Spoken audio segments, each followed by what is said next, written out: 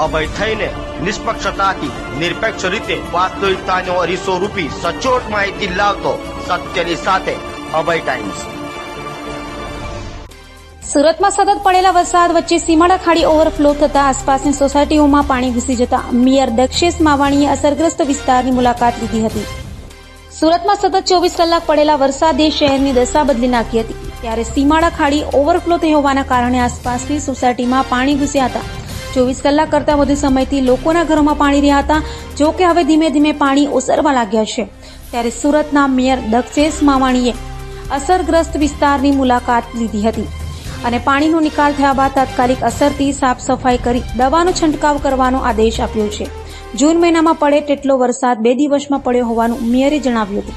સુરતના તમામ અધિકારીઓને તાત્કાલિક કાર્યવાહી કરવાની આદેશ આપવામાં આવ્યા છે। રોગચાળો ન ફાટે તે માટે સાફ સફાઈ અને દવાનો છંટકાવ કરવામાં આવશે।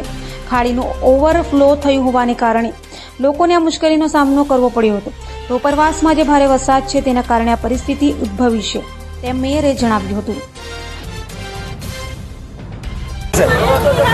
જે વિસ્તારમાં અત્યારે પાણી ઉતર્યા છે ત્યાં અત્યારે સવારથી હું વિઝિટ લઈ રહ્યો છું।